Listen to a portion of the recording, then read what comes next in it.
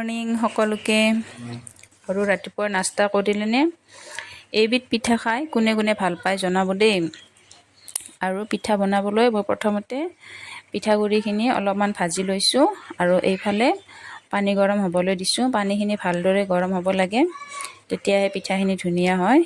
আৰু গুড়াখিনি ভাজা হোৱাৰ পিছত তাত অকণমান নিমখ দিছোঁ, দি আটা যেনেকুৱাকৈ ৰুটি বনাবলৈ সানি লওঁ ঠিক তেনেদৰে গুড়াখিনি মই সানি লৈছোঁ।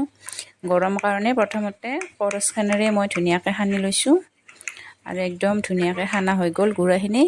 এতিয়া ইয়াৰ পৰা পিঠা বনাবলৈ ষ্টাৰ্ট কৰিছোঁ। আৰু আপোনালোকে জানেনে এনেকুৱাকৈ বাতি বনাই ল'ব?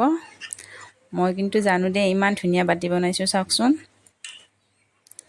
নাৰিকলখিনিত চেনি সানি লৈছোঁ আৰু একদম বেছিকৈ দি লৈছোঁ নাৰিকল। মোৰ ফেভৰেট নাৰিকল, আৰু নাৰিকল দিয়া পিঠানো কোনে বেয়া পায় নহয় জানো। আৰু চাওকচোন কেনেকুৱাকৈ বাতিটো বনাইছোঁ, দেখাবলৈ চেষ্টা কৰিছোঁ অলপমান। বুঢ়া আঙুলিটোৰে ধুনীয়াকৈ অলপমান হেঁচি তাৰপিছত দুই এটা বুঢ়া আঙুলিৰে কিটিপ আছে আৰু জানিব লাগিব। ময়ো বহুদিনৰ চেষ্টাৰ পিছতহে এইখিনি জানা হৈছোঁ। প্ৰথমতে ময়ো জানা নাছিলোঁ। চাওক কি ধুনীয়া বাতি হৈ গৈছে। আৰু পুৰা নাৰিকল দি ফিল আপ কৰি দিছোঁ বাতিকেইটা।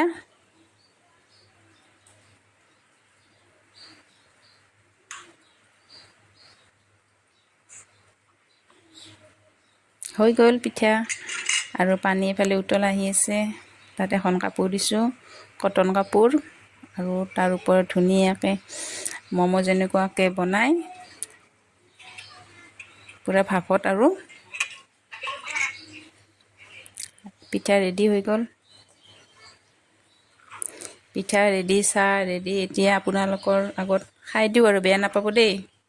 আপোনালোকে আহিলে আপোনালোককো খুৱাম বাৰু। Bye bye. আজিৰ ভিডিঅ'টো এইখিনি আছিল।